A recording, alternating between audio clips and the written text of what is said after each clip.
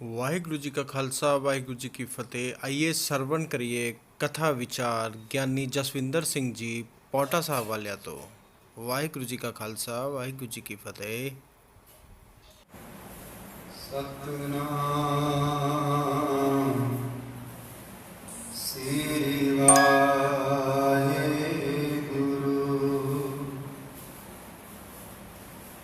ਏਕ ਓੰਕਾਰ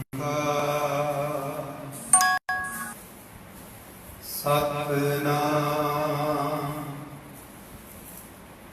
ਕਰਤਾ ਪੁਰਖ ਨਿਰਭਉ ਨਿਰਵੈਰ ਅਕਾਲ ਮੂਰਤ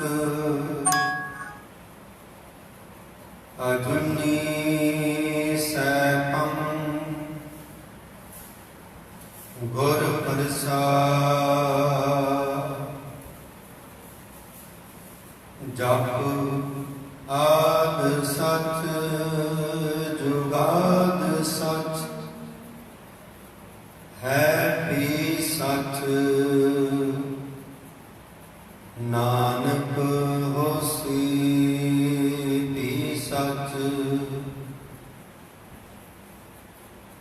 ਬੇਸੁਮਾਰ ਅਥਾਹ ਅਗਨਤ ਅਡੁੱਲੈ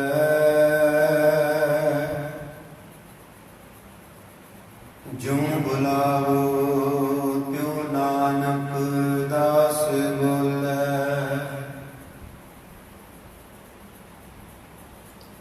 ਜੇਤਾ ਸਮੁੰਦ ਸਾਗਰ ਨੀਰ ਭਰਿਆ ਤੇ ਅਵਗਣ ਹਮਾਰੇ। ਦਇਆ ਕਰੋ ਕਿਛ ਮੇਰੇ ਉਪਾਵੋ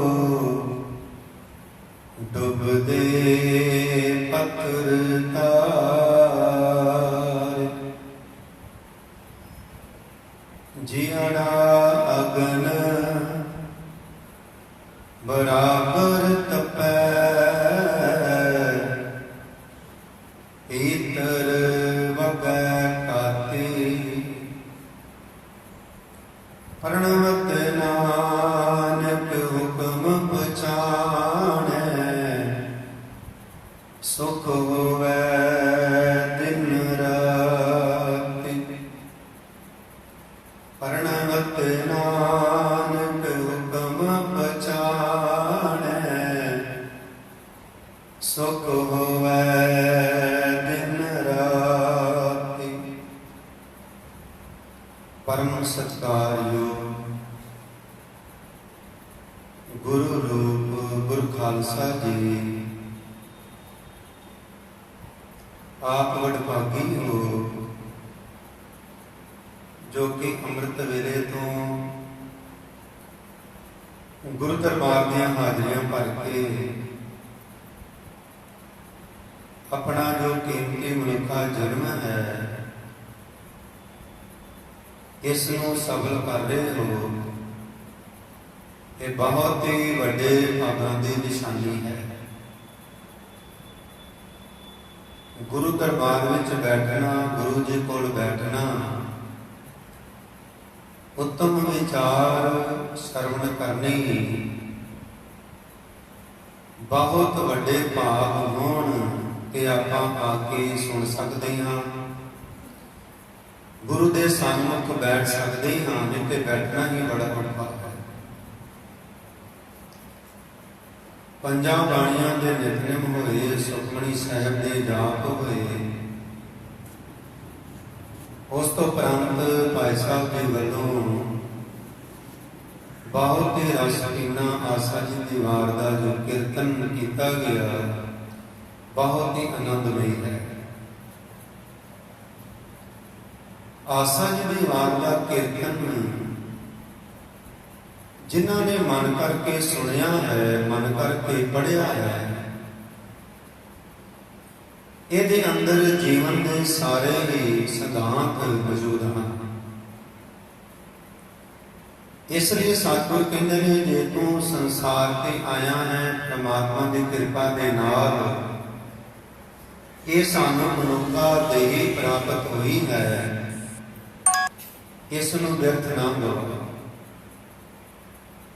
ਯਤਨ ਕਰ, ਜਿਸ ਤਰ੍ਹਾਂ ਤੂੰ ਸੰਸਾਰ ਤੇ ਹੋਰ ਯਤਨ ਕਰਦਾ ਹੈ, ਕਾਰੋਬਾਰ ਦੇ ਯਤਨ ਕਰਦਾ ਹੈ, ਪਰਿਵਾਰ ਨੂੰ ਚਲਾਉਣ ਦੇ ਯਤਨ ਕਰਦਾ ਹੈ, ਅਨੇਕਾਂ ਹੀ ਪ੍ਰਕਾਰ ਦੇ ਯਤਨ ਹਨ ਸੰਸਾਰ ਤੇ ਆਪਾਂ ਸਾਰੇ ਕਰ ਰਹੇ ਹਾਂ। ਜੇ ਕਿਤੇ ਅੰਮ੍ਰਿਤ ਵੇਲੇ ਉੱਠ ਕੇ ਕਾਰਜ ਕਰਨਾ ਹੋਵੇ ਤੇ ਆਪਾਂ ਉਹ ਵੀ ਕਰ ਰਹੇ ਹਾਂ। ਸਤਿਗੁਰੂ ਕਹਿੰਦੇ ਨੇ, ਜੇ ਤੂੰ ਇਹ ਯਤਨ ਗੁਰੂ ਕੀ ਸੰਗਤ ਵਾਸਤੇ ਕਰ ਲਵੇਂ, ਤੇਰਾ ਜੋ ਮਨੁੱਖਾ ਜਨਮ ਹੈ ਇਹ ਸਫਲ ਹੋ ਜਾਏਗਾ। ਜਿਸ ਨੂੰ ਅਸੀਂ ਕਰਨ ਦੇ ਵਾਸਤੇ ਹੀ ਸੰਸਾਰ ਤੇ ਜਨਮ ਲਿਆ ਕਿ ਦੁਬਾਰਾ ਸੰਸਾਰ ਤੇ ਆਉਣਾ ਨਾ ਪਵੇ। ਇਸੇ ਹੀ ਜਨਮ ਦੇ ਅੰਦਰ ਸਤਿਗੁਰ ਦੇ ਚਰਨਾਂ ਵਿੱਚ ਅਰਦਾਸ ਬੇਨਤੀ ਕਰੀਏ ਕਿ ਅਬ ਕੀ ਬਾਰ ਬਖਸ਼ ਬੰਦੇ ਕੋ, ਬਾਹਰ ਨਾ ਭਵਜਲ ਪ੍ਰੇਰਾ। ਇਹ ਅਰਦਾਸ ਕਰਨੀ ਬੜੀ ਔਖੀ ਹੈ। ਸਾਡੇ ਅੰਦਰ ਚਾਹਨਾ ਬਹੁਤ ਹੈ, ਮੈਂ ਜੇ ਹੋਰ ਜੀਣਾ ਹੈ। ਕਿਸੇ ਬਜ਼ੁਰਗ ਨੂੰ ਪੁੱਛ ਲਈਏ ਵੀ ਤੇਰੀ ਹੁਣ ਤਮੰਨਾ ਹੈ, ਨਹੀਂ ਅਜੇ ਮੈਂ ਹੋਰ ਜੀਣਾ ਹੈ। ਇਹ ਜੋ ਤ੍ਰਿਸ਼ਨਾ ਹੈ ਇਹ ਖਤਮ ਨਹੀਂ ਹੁੰਦੀ। ਸਾਹਿਬ ਸ੍ਰੀ ਗੁਰੂ ਅਰਜਨ ਦੇਵ ਮਹਾਰਾਜ ਅੱਜ ਦਾ ਜੋ ਹੁਕਮਨਾਮਾ ਹੈ ਉਹਦੇ ਅੰਦਰ ਵੀ ਸਾਨੂੰ ਬਹੁਤ ਸੁੰਦਰ ਸਮਝਾਇਆ ਹੈ। ਸਾਹਿਬ ਸ੍ਰੀ ਗੁਰੂ ਅਰਜਨ ਦੇਵ ਜੀ ਮਹਾਰਾਜ ਦਾ ਜੋ ਬਚਪਨਾ ਸੀ, ਬਹੁਤ ਹੀ ਕਿਰਪਾ ਦੇ ਨਾਲ ਗੁਰੂ ਕੀ ਸੰਗਤ ਵਿੱਚ ਨਾਨਾ ਅਮਰਦਾਸ ਜੀ ਦੇ ਦੇਖ ਰੇਖ ਵਿੱਚ ਬਤੀਤ ਹੋਇਆ। ਜਿਨ੍ਹਾਂ ਨੂੰ ਬਚਪਨ ਤੋਂ ਗੁਰਤੀ ਮਾਤਾ ਪਿਤਾ ਦੀ ਅੱਛੀ ਮਿਲ ਜਾਏ ਤੇ ਕਹਿੰਦੇ ਨੇ ਉਹ ਬੱਚਾ ਜੀਵਨ ਦੇ ਅੰਦਰ ਕਦੀ ਮਾਰ ਨਹੀਂ ਖਾ ਸਕਦਾ। ਔਰ ਜਿਸ ਬੱਚੇ ਨੂੰ ਮਾਤਾ ਪਿਤਾ ਦੀ ਗੁਰਤੀ ਅੱਛੀ ਨਾ ਮਿਲੀ ਹੋਵੇ, ਸਿੱਖਿਆ ਨਾ ਅੱਛੀ ਮਿਲੀ ਹੋਵੇ, ਤੇ ਉਹ ਬੱਚਾ ਜੀਵਨ ਦੇ ਅੰਦਰ ਸਾਰਾ ਹੀ ਜੀਵਨ ਠੋਕਰਾਂ ਦੇ ਅੰਦਰ ਬਤੀਤ ਕਰਦਾ ਹੈ। ਜਿਸ ਤਰ੍ਹਾਂ ਬੱਚਾ ਸੰਸਾਰ ਤੇ ਪੈਦਾ ਹੁੰਦਾ ਹੈ, ਜਿਸ ਤਰ੍ਹਾਂ ਵੱਡਾ ਹੁੰਦਾ ਹੈ ਤੇ ਉਹਦੀ ਬੋਲ ਬਾਣੀ ਤੋਂ ਕਈ ਬਜ਼ੁਰਗ ਕਹਿ ਦਿੰਦੇ ਨੇ ਮਾਤਾ ਪਿਤਾ ਨੂੰ ਵੀ ਇਸ ਨੂੰ ਕਿਸ ਦੀ ਗੁੜਤੀ ਦਿੱਤੀ ਹੈ, ਕਿਉਂਕਿ ਬੱਚਾ ਪੈਦਾ ਹੋਇਆ ਤੇ ਉਹਨੂੰ ਗੁੜਤੀ ਦਿੱਤੀ ਜਾਂਦੀ ਹੈ। ਕੋਈ ਮੂੰਹ ਸ਼ਹਿਦ ਪਾਉਂਦਾ ਹੈ, ਕੋਈ ਕੁਛ ਪਾਉਂਦਾ ਹੈ।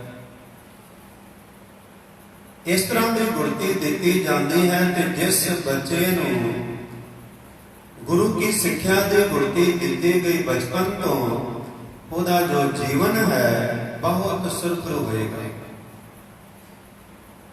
ਧੰਨ ਸਾਹਿਬ ਸ੍ਰੀ ਗੁਰੂ ਅਰਜਨ ਦੇਵ ਮਹਾਰਾਜ ਟਹਿਲਦੇ ਜਦੋਂ ਅਮਰਦਾਸ ਜੀ ਦੀ ਗੋਦ ਵਿੱਚ ਜਾ ਕੇ ਬੈਠ ਜਾਣਾ, ਬਾਣੀ ਸੁਣਨੀ, ਤੇ ਸਾਹਿਬਾਂ ਨੇ ਫਿਰ ਉਹਨਾਂ ਨੂੰ ਐਸੀ ਗੁਰਬਾਣੀ ਦੀ ਗੁੜਤੀ ਦਿੱਤੀ।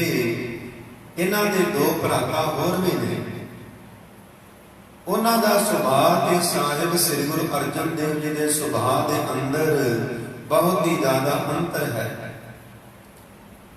ਮਹਾਦੇਵ ਤੇ ਮਸਤਾਨੀ ਅਵਸਥਾ ਦੇ ਹਨ। ਇਹ ਬਾਬਾ ਪ੍ਰਿਥੀ ਚੰਦ ਇਹ ਆਪਣੀ ਰੰਗੀਲੀ ਦੁਨੀਆ ਦੇ ਅੰਦਰ ਮਸਤ ਹਨ। ਇੱਕ ਕੇਵਲ ਤੇ ਕੇਵਲ ਸਾਹਿਬ ਸ੍ਰੀ ਗੁਰੂ ਅਰਜਨ ਦੇਵ ਜੀ ਮਹਾਰਾਜ ਨੇ ਐਸੀ ਗੁਰਤੀ ਹਾਸਲ ਕੀਤੀ ਹੈ। ਜਦੋਂ ਨਾਨਾ ਜੀ ਦੇ ਗੋਦ ਵਿੱਚ ਜਾ ਕੇ ਬੈਠਣਾ ਤੇ ਉੱਥੇ ਉਹਨਾਂ ਨੂੰ ਬਾਣੀ ਸੁਣਾਉਣੀ, ਕੰਨਾਂ ਦੇ ਵਿੱਚ ਜਦੋਂ ਗੁਰਬਾਣੀ ਦੀ ਆਵਾਜ਼ ਪੈਣੀ ਤੇ ਉਹਨਾਂ ਦੇ ਅੰਦਰ ਇੱਕ ਸਹਿਜ ਅਵਸਥਾ ਪੈਦਾ ਹੋਈ। ਐਸੀ ਸਹਿਜ ਅਵਸਥਾ ਪੈਦਾ ਹੋਈ ਤੇ ਉਹਨਾਂ ਨੂੰ ਖਿਤਾਬ ਦਿੱਤਾ ਹੈ ਦੁਹਿਤਾ ਬਾਣੀ ਕਾ ਬੋਹਿਤਾ, ਕਿਉਂਕਿ ਜਿਸ ਤਰ੍ਹਾਂ ਬਾਣੀ ਸੁਣਦੇ ਨੇ, ਗੁਰਬਾਣੀ ਨੂੰ ਕੰਠ ਕਰਦੇ ਨੇ, ਸਾਰਾ ਦਿਨ ਫਿਰ ਗੁਰਬਾਣੀ ਦਾ ਉਚਾਰਨ ਹੁੰਦਾ ਹੈ। ਕਈਆਂ ਪਰਿਵਾਰਾਂ ਵਿੱਚ ਤੁਸੀਂ ਦੇਖਿਆ ਹੋਵੇਗਾ ਕਿ ਸਾਰਾ ਦਿਨ ਗੁਰਬਾਣੀ ਦਾ ਹੀ ਉਚਾਰਨ ਹੈ। ਉਹਨਾਂ ਦੇ ਘਰ ਦੇ ਅੰਦਰ ਕੋਈ ਟੀਵੀ ਚੈਨਲ ਨਹੀਂ ਹੈ, ਤੇ ਟੀਵੀ ਚੈਨਲ ਵੀ ਹੈ ਉਹਦੇ ਤੇ ਵੀ ਸਾਰਾ ਦਿਨ ਗੁਰਬਾਣੀ ਚੱਲਦੀ ਹੈ। ਇਹ ਗੁਰਤੀ ਮਾਤਾ ਪਿਤਾ ਦੀ ਹੈ। ਚੰਗੀ ਸਿੱਖਿਆ ਮਾਤਾ ਪਿਤਾ ਨੇ ਦਿੱਤੀ ਹੈ ਕਿ ਗੁਰਬਾਣੀ ਨਾਲ ਜੁੜਿਆ ਜਾ ਸਕਦਾ ਹੈ, ਇਹ ਤੇ ਜੁੜਨਾ ਬਹੁਤ ਔਖਾ ਹੈ। ਸਾਹਿਬ ਸ੍ਰੀ ਗੁਰੂ ਰਾਮਦਾਸ ਜੀ ਮਹਾਰਾਜ ਨੇ ਜਦੋਂ ਦੇਖਿਆ ਕਿ ਇਹਨਾਂ ਦਾ ਲਗਾਅ ਜੋ ਇਸ ਪਾਸੇ ਹੈ, ਤੇ ਇਹਨਾਂ ਨੇ ਬਾਬਾ ਬੁੱਢਾ ਜੀ ਤੋਂ ਇਹਨਾਂ ਨੂੰ ਬਹੁਤ ਪੜ੍ਹਾਈ ਵੀ ਕਰਾਈ ਹੈ। ਜਿਸ ਤਰ੍ਹਾਂ ਆਪਾਂ ਬੱਚੇ ਨੂੰ ਕੰਠ ਕਰਾਉਂਦੇ ਹਾਂ, ਕੋਈ ਵੀ ਸਬਕ ਦੇ ਜੇ ਬੱਚੇ ਨੂੰ ਜੋ ਕੰਠ ਕਰ ਲੈਂਦਾ ਹੈ ਤੇ ਅੰਦਰ ਪ੍ਰਸੰਨਤਾ ਹੁੰਦੀ ਹੈ। ਜਿਸ ਤਰ੍ਹਾਂ ਇੱਥੇ ਵੀ ਭਾਈ ਸਾਹਿਬ ਦੇ ਬੱਚਿਆਂ ਨੂੰ ਆ ਸੰਗੀਤ ਦੀ ਵਿਦਿਆ ਦਿੰਦੇ ਨੇ, ਤਬਲੇ ਦੀ ਵਿਦਿਆ ਦਿੰਦੇ ਨੇ, ਭਾਈ ਸਾਹਿਬ ਦੀ ਵਾਜਿਆਂ ਦੀ ਵਿਦਿਆ ਸਿਖਾ ਰਹੇ ਨੇ, ਸ਼ਬਦ ਸਿਖਾ ਰਹੇ ਨੇ। ਜੇ ਉਹ ਬੱਚਾ ਯਾਦ ਕਰਕੇ ਆ ਜਾਂਦਾ ਤੇ ਭਾਈ ਸਾਹਿਬ ਦੇ ਮਨ ਵਿੱਚ ਪ੍ਰਸੰਨਤਾ ਆਉਂਦੀ ਹੈ। ਇਹਨੂੰ ਜੋ ਸਬਕ ਦਿੱਤਾ ਹੈ, ਇਹਨੇ ਕੰਠ ਕੀਤਾ, ਇਹਨੂੰ ਹੋਰ ਸਬਕ ਦਈਏ। ਜਿਹੜਾ ਸਬਕ ਦਿੱਤਾ ਉਹੀ ਕੰਠ ਨਹੀਂ ਕੀਤਾ, ਉਹੀ ਯਾਦ ਨਹੀਂ ਕੀਤਾ, ਤੇ ਮਨ ਉਦਾਸ ਹੋ ਜਾਂਦਾ ਵੀ ਇਹ ਕਰਦਾ ਕੀ ਹੈ ਸਾਰਾ ਦਿਨ। ਜਿਤਨਾ ਚਿਰ ਬੱਚੇ ਦਾ ਧਿਆਨ ਆਪਣੇ ਸਬਕ ਵੱਲ ਨਹੀਂ ਹੋਏਗਾ, ਉਤਨਾ ਚਿਰ ਕੁਛ ਵੀ ਹਾਸਲ ਨਹੀਂ ਕਰ ਸਕਦੇ। ਇਹ ਜੋ ਗੁਰਮਤਿ ਦੀ ਵਿਦਿਆ ਦੀ ਪੜ੍ਹਾਈ ਹੈ, ਇਹ ਬਹੁਤ ਹੀ ਜ਼ਿਆਦਾ ਕਠਿਨ ਹੈ। ਅਸੀਂ ਕਹਿੰਦੇ ਨੇ ਪਾਠੀ ਸਿੰਘਾਂ ਨੇ ਪਾਠ ਕਰ ਲਿਆ, ਬਹੁਤ ਹੋ ਗਿਆ। ਅਸੀਂ ਕੇਵਲ ਸੁਣਦੇ ਹਾਂ, ਪਰ ਉਹਨਾਂ ਨੇ ਮਿਹਨਤ ਕਿਤਨੀ ਕੀਤੀ ਹੈ। ਵਾਜੇ ਦੀ ਮਿਹਨਤ 6 ਸਾਲ 4 ਸਾਲ ਦਾ ਕੋਰਸ ਹੈ, ਤਬਲੇ ਦਾ 3-4 ਸਾਲ ਦਾ ਕੋਰਸ ਹੈ। ਇਤਨੀ ਵਿਦਿਆ ਹਾਸਲ ਕਰਨ ਤੋਂ ਬਾਅਦ ਅਸੀਂ ਸਟੇਜ ਤੇ ਆ ਕੇ ਬੋਲ ਸਕਦੇ ਹਾਂ, ਤੁਹਾਨੂੰ ਕੁਝ ਸੁਣਾ ਸਕਦੇ ਹਾਂ। ਉਸ ਤੋਂ ਪਹਿਲਾਂ ਸੁਣਾਉਣਾ ਬਹੁਤ ਔਖਾ ਹੈ। ਕਈ ਕਹਿੰਦੇ ਨੇ ਇਹ ਤੇ ਗਾਉਣਾ ਕੋਈ ਵੱਡੀ ਗੱਲ ਨਹੀਂ ਹੈ, ਪਾਠ ਕਰਨਾ ਕੋਈ ਵੱਡੀ ਗੱਲ ਨਹੀਂ ਹੈ। ਪਰ ਜਿਨ੍ਹਾਂ ਨੇ ਮਿਹਨਤਾਂ ਕੀਤੀਆਂ ਨੇ, ਜਿਨ੍ਹਾਂ ਨੇ ਕਰਾਈਆਂ ਨੇ, ਕਿਤੇ ਉਹਨਾਂ ਨੂੰ ਪੁੱਛ ਕੇ ਵੇਖੋ ਸਬਕ ਕਿਤਨੇ ਯਾਦ ਕਰਨੇ ਪੈਂਦੇ ਨੇ। ਜਿਨ੍ਹਾਂ ਨੇ ਯਾਦ ਕੀਤੇ ਉਹਨਾਂ ਨੇ ਕੁਛ ਨਾ ਕੁਛ ਹਾਸਲ ਕੀਤਾ, ਉਹਨਾਂ ਦਾ ਦੁਨੀਆ ਤੇ ਨਾਮ ਹੈ। ਵੱਡੇ ਵੱਡੇ ਰਾਗੀ ਸਿੰਘ ਹੋਏ ਹਨ, ਕਥਾਵਾਚਕ ਹੋਏ ਹਨ, ਜਿਨ੍ਹਾਂ ਨੇ ਕੁਝ ਹਾਸਲ ਕੀਤਾ, ਅੱਜ ਉਹਨਾਂ ਦਾ ਦੁਨੀਆ ਸਤਿਕਾਰ ਕਰਦੀ ਹੈ। ਇਸੇ ਤਰ੍ਹਾਂ ਸਾਹਿਬ ਸ੍ਰੀ ਗੁਰੂ ਅਰਜਨ ਦੇਵ ਮਹਾਰਾਜ ਜਦੋਂ ਦਿਨ ਰਾਤ ਬਾਣੀ ਕੰਠ ਕਰਨ ਲੱਗ ਪਏ, ਤੇ ਪਿਤਾ ਜੀ ਦੇ ਮਨ ਵਿੱਚ ਬਹੁਤ ਪ੍ਰਸੰਨਤਾ ਹੋਈ ਕਿ ਇਹਨਾਂ ਨੂੰ ਹੋਰ ਬਾਣੀ ਕੰਠ ਕਰਾਈ ਜਾਏ। ਜਿਸ ਤਰ੍ਹਾਂ ਬਾਣੀ ਨੂੰ ਕੰਠ ਕਰਨੀ ਆਰੰਭ ਹੋ ਗਈ, ਜਿਸ ਤਰ੍ਹਾਂ ਵੱਡੇ ਹੋਣ ਲੱਗ ਪਏ, ਇਹਨਾਂ ਦੇ ਅੰਦਰੋਂ ਹੀ ਆਪਣੀ ਗੁਰਬਾਣੀ ਵੀ ਲਗਨ ਦੇ ਨਾਲ ਪੜਨ ਲੱਗ ਪਏ। ਸਾਹਿਬ ਸ੍ਰੀ ਗੁਰੂ ਅਮਰਦਾਸ ਜੀ ਮਹਾਰਾਜ ਨੇ ਦੇਖਿਆ ਇਹ ਜੋ ਬੱਚਾ ਹੈ ਕੋਈ ਆਮ ਬੱਚਾ ਨਹੀਂ ਹੈ। ਉਹ ਜਾਣਦੇ ਸਨ, ਕਿਉਂਕਿ ਘਟ ਘਟ ਕੇ ਅੰਤਰ ਕੀ ਜਾਣਤ, ਭਲੇ ਬੁਰੇ ਕੀ ਪੀਰ ਪਛਾਣਤ। ਆਉਣ ਵਾਲੇ ਸਮੇਂ ਦੇ ਅੰਦਰ ਇਹ ਅਰਜਨ ਕੁਛ ਨਾ ਕੁਛ ਕਰੇਗਾ। ਜਿਸ ਤਰ੍ਹਾਂ ਵੱਡੇ ਹੁੰਦੇ ਗਏ, ਗੁਰਬਾਣੀ ਦੀ ਲਗਨ ਐਸੀ ਲੱਗੀ, ਗੁਰਬਾਣੀ ਦੇ ਨਾਲ ਜੁੜ ਗਿਆ। ਪਿਤਾ ਗੁਰੂ ਨੇ ਇਹਨਾਂ ਨੂੰ ਘੋੜ ਸਵਾਰੀ ਵੀ ਸਿਖਾਈ ਹੈ, ਸ਼ਸਤਰ ਵਿਦਿਆ ਵੀ ਸਿਖਾਈ ਹੈ, ਹਰ ਪੱਖੋਂ ਨਿਪੁੰਨ ਕੀਤਾ ਹੈ। ਜਿਸ ਕੰਮ ਦਾ ਜਦੋਂ ਵੀ ਕੋਈ ਲੋੜ ਪੈ ਜਾਵੇ ਤੇ ਇਹ ਕਿਸੇ ਗੱਲੋਂ ਪਿੱਛੇ ਨਾ ਰਹਿ ਜਾਵੇ। ਤੇ ਜਿਹੜੇ ਮਹਾਦੇਵ ਜੀ ਸਨ, ਉਹ ਆਪਣਾ ਖਾਣ ਪੀਣ ਦੇ ਅੰਦਰ ਆਪਣੀ ਹੀ ਵਿਵਸਥਾ ਦੇ ਵਿੱਚ ਮਗਨ ਸਨ। ਤੇ ਸਾਹਿਬ ਸ੍ਰੀ ਗੁਰੂ ਅਰਜਨ ਦੇਵ ਜੀ ਮਹਾਰਾਜ ਜਦੋਂ ਗੱਦੀ ਤੇ ਬੈਠੇ ਨੇ, ਇਤਨੀ ਸੇਵਾ ਕੀਤੀ ਤੇ ਉਹਨਾਂ ਦੇ ਸਭ ਤੋਂ ਜ਼ਿਆਦਾ ਸ਼ਬਦ ਸਾਹਿਬ ਸ੍ਰੀ ਗੁਰੂ ਗ੍ਰੰਥ ਸਾਹਿਬ ਵਿੱਚ ਮੌਜੂਦ ਹਨ, ਕਿਉਂਕਿ ਇਤਨੀ ਗੁਰਬਾਣੀ ਦੇ ਨਾਲ ਉਹਨਾਂ ਨੂੰ ਚਾਅ ਸੀ ਤੇ ਲਗਨ ਸੀ। ਇਹ ਲਗਨ ਉਹਨਾਂ ਨੂੰ ਹੀ ਲੱਗ ਸਕਦੀ ਹੈ ਜਿਨ੍ਹਾਂ ਨੂੰ ਗੁਰਬਾਣੀ ਦੇ ਨਾਲ ਪਿਆਰ ਹੈ। ਬਾਣੀਆਂ ਕਹਾਣੀਆਂ ਪੁੱਤ ਸਪੁੱਤ ਕਰੇ, ਜਿਹੜੇ ਭਾਈ ਗੁਰਬਾਣੀ ਦੇ ਨਾਲ ਜੁੜੇ ਨੇ, ਉਹ ਦਿਨ ਰਾਤ ਗੁਰਬਾਣੀ ਗਾਉਂਦੇ ਨੇ ਤੇ ਪੁੱਤਰ ਤੋਂ ਸਪੁੱਤਰ ਬਣ ਜਾਂਦੇ ਨੇ। ਪਰ ਕਈ ਐਸੇ ਨੇ ਪੁੱਤਰ ਤੋਂ ਕਪੁੱਤਰ ਬਣ ਜਾਂਦੇ ਨੇ, ਕੋਈ ਚੰਗਾ ਕੰਮ ਕੀਤਾ ਹੀ ਨਹੀਂ ਜ਼ਿੰਦਗੀ ਦੇ ਅੰਦਰ। ਇਸ ਲਈ ਸਤਿਗੁਰ ਕਹਿੰਦੇ ਨੇ, ਜੇ ਤੂੰ ਸੰਸਾਰ ਤੇ ਆਇਆ ਹੈ ਭਾਈ ਤੇ ਕੁਛ ਨਾ ਕੁਛ ਹਾਸਲ ਕਰ, ਇਹ ਜੀਵਨ ਤੇਰਾ ਵਿਅਰਥ ਨਾ ਜਾਏ। ਗੁਰੂ ਚਰਨਾਂ ਦੇ ਨਾਲ ਜੁੜ, ਸਮੇਂ ਸਿਰ ਜੁੜੇਗਾ ਤੇ ਤੇਰਾ ਜੁੜਿਆ ਭਾਈ ਸਫਲ ਹੋ ਜਾਏਗਾ। ਸਤਿਗੁਰ ਜੀ ਨੇ ਅੱਜ ਦੇ ਹੁਕਮਨਾਮੇ ਦੇ ਅੰਦਰ ਬਹੁਤ ਹੀ ਸੁੰਦਰ ਸਾਨੂੰ ਸਮਝਾਉਣਾ ਕੀਤਾ ਹੈ। ਸਤਿਗੁਰੂ ਸਮਝਾਉਂਦੇ ਹਨ, ਸੋਰਠ ਮਹੱਲਾ ਪੰਜਵਾਂ, ਆਗੈ ਸੁਖ ਮੇਰੇ ਮੀਤਾ। ਸਾਹਿਬ ਸ੍ਰੀ ਗੁਰੂ ਅਰਜਨ ਦੇਵ ਮਹਾਰਾਜ ਸਮਝਾਉਣਾ ਕੀਤਾ ਹੈ ਕਿ ਆਗੈ ਸੁਖ ਮੇਰੇ ਮੀਤਾ, ਪਾਛੇ ਆਨੰਦ ਪ੍ਰਭ ਕੀਤਾ। ਆਗੇ ਤੋਂ ਭਾਵ ਹੈ ਅਗਾਂਹ ਆਉਣ ਵਾਲਾ ਜੋ ਸਮਾਂ ਹੈ। ਸਤਿਗੁਰੂ ਜੀ ਨੇ ਅਗਾਂਹ ਆਉਣ ਵਾਲੇ ਜੋ ਸਮੇਂ ਦੇ ਅੰਦਰ ਸਾਡੇ ਤੇ ਇਤਨੀ ਬਖਸ਼ਿਸ਼ ਕੀਤੀ ਕਿ ਸਾਨੂੰ ਸ਼ੁਰੂ ਤੋਂ ਹੀ ਐਸੀ ਗੁਰਤੀ ਦਿੱਤੀ, ਆਉਣ ਵਾਲੇ ਸਮੇਂ ਦੇ ਅੰਦਰ ਵੀ ਸਾਡੇ ਵਾਸਤੇ ਸਤਿਗੁਰੂ ਜੀ ਨੇ ਸੁੱਖ ਹੀ ਸੁੱਖ ਪ੍ਰਦਾਨ ਕਰ ਦਿੱਤੇ ਹਨ। हे ਮੇਰੇ ਮਿੱਤਰ, ਜਿਸ ਮਨੁੱਖ ਦੇ ਅਗਾਂਹ ਆਉਣ ਵਾਲੇ ਜੀਵਨ ਦੇ ਅੰਦਰ ਸਤਿਗੁਰੂ ਜੀ ਨੇ, ਪ੍ਰਭੂ ਨੇ ਸਾਰੇ ਹੀ ਸੁੱਖ ਬਣਾ ਦਿੱਤੇ ਹਨ। ਇਹ ਅਗਾਂਹ ਆਉਣ ਵਾਲੇ ਸਮੇਂ ਦੇ ਅੰਦਰ ਸੁੱਖ ਉਹਨਾਂ ਨੂੰ ਹੀ ਮੌਜੂਦ ਹੋਏ ਜਿਨ੍ਹਾਂ ਨੇ ਜੀਵਨ ਕਾਲ ਦੇ ਅੰਦਰ ਬਚਪਨ ਤੋਂ ਹੀ ਐਸੀ ਗੁਰਤੀ ਹਾਸਲ ਕੀਤੀ ਹੈ। ਉਹਨਾਂ ਨੂੰ ਆਉਣ ਵਾਲੇ ਸਮੇਂ ਦੇ ਅੰਦਰ ਕਿਸੇ ਵੀ ਗੱਲ ਤੋਂ ਦੁੱਖ ਨਹੀਂ ਮਿਲੇਗਾ। ਹਰ ਸਮੇਂ ਸੁੱਖ ਹੀ ਸੁੱਖ ਹੈ। ਦੁੱਖ ਵੀ ਆ ਜਾਂਦਾ ਹੈ, ਉਹ ਵੀ ਸੁੱਖ ਰੂਪ ਹੋ ਕੇ ਬਤੀਤ ਹੋ ਜਾਂਦਾ ਹੈ। ਪਤਾ ਨਹੀਂ ਲੱਗਦਾ ਕਿ ਦੁੱਖ ਆਇਆ ਕਿਸ ਤਰ੍ਹਾਂ ਚਲੇ ਗਿਆ। ਉਹਨਾਂ ਦਾ ਜੋ ਆਉਣ ਵਾਲਾ ਸਮਾਂ ਹੈ ਉਹ ਸੁੱਖ ਦੇ ਨਾਲ ਸਤਿਗੁਰ ਨੇ ਬਤੀਤ ਕਰ ਦਿੱਤਾ। ਪਾਛੇ ਆਨੰਦ ਪ੍ਰਭ ਕੀਤਾ। ਪਰ ਜਿਹੜਾ ਸਮਾਂ ਪਿੱਛੇ ਬਤੀਤ ਹੋ ਗਿਆ, ਅਸੀਂ ਉਹਦੇ ਵਿੱਚ ਵੀ ਦੇਖਦੇ ਹਾਂ ਸਤਿਗੁਰ ਨੇ ਕਿਸੇ ਵੀ ਗੱਲੋਂ ਕਮੀ ਨਹੀਂ ਬਤੀਤ ਹੋਣ ਦਿੱਤੀ। ਬੀਤ ਚੁੱਕਾ ਜੋ ਸਮਾਂ ਹੈ, ਜਿਸ ਦੇ ਬੀਤ ਚੁੱਕੇ ਸਮੇਂ ਦੇ ਅੰਦਰ ਵੀ ਸਤਿਗੁਰੂ ਜੀ ਨੇ ਆਨੰਦ ਬਣਾਏ ਰੱਖਿਆ, ਉਹਨਾਂ ਦਾ ਜੀਵਨ ਗੁਰਮੁਖ ਹੈ। ਉਹਨਾਂ ਦਾ ਜੀਵਨ ਸਦਾ ਹੀ ਸਤਿਗੁਰ ਦੇ ਨਾਲ ਮਿਲ ਕੇ ਉਹਨਾਂ ਨੇ ਆਪਣਾ ਜੀਵਨ ਬਤੀਤ ਕੀਤਾ। ਉਹਨਾਂ ਦੇ ਵਾਸਤੇ ਸਤਿਗੁਰੂ ਜੀ ਨੇ ਇਹ ਸ਼ਬਦ ਉਚਾਰਨ ਕੀਤਾ, ਆਗੈ ਸੁਖ ਮੇਰੇ ਮੀਤਾ, ਪਾਛੇ ਆਨੰਦ ਪ੍ਰਭ ਕੀਤੀ। ਪਿੱਛੇ ਵੀ ਆਨੰਦ ਰਿਹਾ ਤੇ ਆਉਣ ਵਾਲੇ ਸਮੇਂ ਦੇ ਵਿੱਚ ਵੀ ਆਪਾਂ ਜਿਵੇਂ ਕਹਿੰਦੇ ਨੇ, ਪਤਾ ਨਹੀਂ ਬੁਢੇਪਾ ਕਿਸ ਤਰ੍ਹਾਂ ਬਤੀਤ ਹੋਏਗਾ।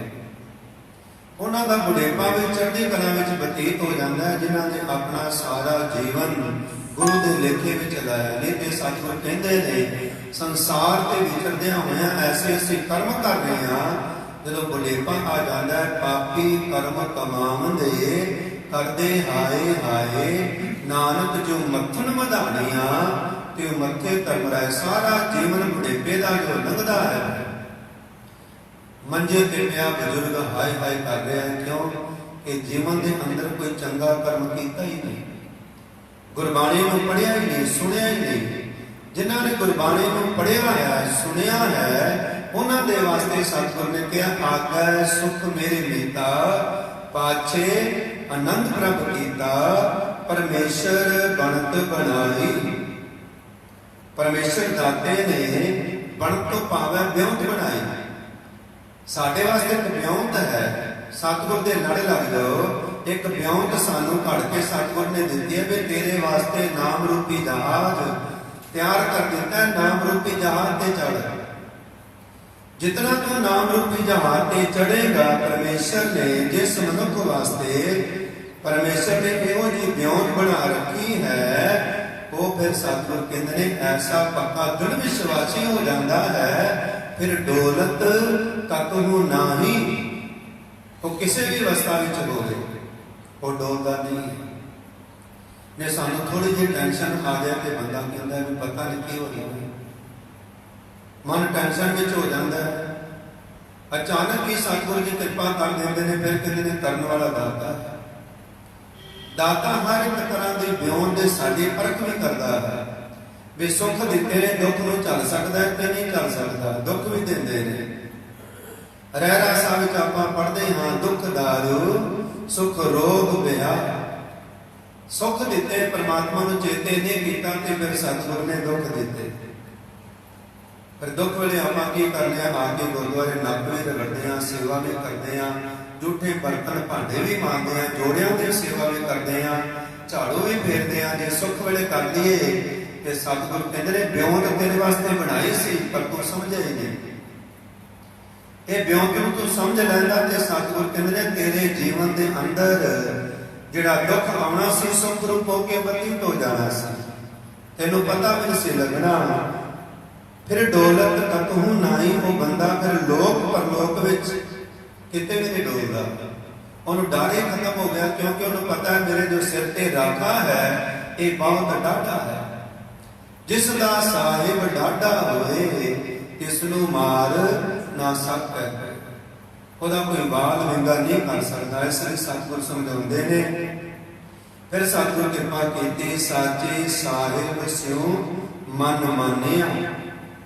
ਸਾਚੇ ਸਾਹਿਬ ਸਦਾ ਕਾਇਮ ਰਹਿਣ ਵਾਲੇ ਪਰਮਾਤਮਾ ਦੇ ਨਾਲ ਮਾਨਿਆ ਤੋਂ ਭਾਵ ਪਤੀਜ ਗਿਆ।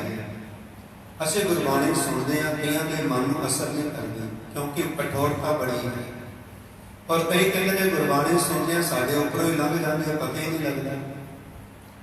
ਸਤਿਗੁਰ ਕਹਿੰਦੇ ਨੇ ਜਦੋਂ ਨਿਤ ਤੋਂ ਗੁਰਬਾਣੀ ਸੁਣੇਗਾ, ਨਿਤ ਆ ਕੇ ਬਾਣੀ ਨੂੰ ਪੜ੍ਹੇਗਾ ਤੇ ਤੈਨੂੰ ਗੁਰਬਾਣੀ ਦੀ ਹੌਲੀ ਹੌਲੀ ਸਮਝ ਲੱਗਣੀ ਆਰੰਭ ਹੋ ਜਾਏਗੀ। ਇੱਕ ਪਾਠਸ਼ਾਲਾ ਹੈ, ਇਹ ਗੁਰਮਤਿ ਦੀ ਪਾਠਸ਼ਾਲਾ ਹੈ। ਜਿਸ ਤਰ੍ਹਾਂ ਆਪਾਂ ਪਹਿਲੀ ਪਾਠਸ਼ਾਲਾ ਵਿੱਚ ਆ ਕੇ ਬੈਠਾਂਗੇ, ਸਾਡਾ ਮਨ ਸੁਣੇਗਾ, ਗੁਰਬਾਣੀ ਨੂੰ ਸਮਝੇਗਾ, ਫਿਰ ਪਤਾ ਲੱਗੇਗਾ ਗੁਰਬਾਣੀ ਸਾਨੂੰ ਕੀ ਸਮਝਾ ਰਹੀ ਹੈ। ਇਸ ਤਰ੍ਹਾਂ ਪਾਠਸ਼ਾਲਾ ਵਿੱਚ ਆਉਂਦਿਆਂ ਗੁਰਬਾਣੀ ਦੀ ਸਾਡੀ ਐਸੀ ਦ੍ਰਿੜਤਾ ਬਣ ਜਾਏਗੀ ਤੇ ਫਿਰ ਸਤਿਗੁਰ ਕਹਿੰਦੇ ਨੇ ਸਾਚੇ ਸਾਹਿਬ ਸਿਉ ਮਨ ਮਾਨਿਆ, ਹਰ ਸਰਬ ਨਿਰੰਤਰ ਜਾਣਿਆ। ਹੈ ਭਾਈ ਜਿਸ ਮਨੁੱਖ ਦੇ ਮਨ ਵਿੱਚ ਸਦਾ ਕਾਇਮ ਰਹਿਣ ਵਾਲੇ ਪਰਮਾਤਮਾ ਮਾਲਕ ਨੇ ਨਾਮ ਦੇ ਨਾਲ ਉਹ ਪਤੀਜ ਜਾਂਦਾ ਹੈ ਤੇ ਫਿਰ ਸਤਿਗੁਰ ਕਹਿੰਦੇ ਹਰ ਸਰਬ ਨਿਰੰਤਰ ਜਾਣਿਆ।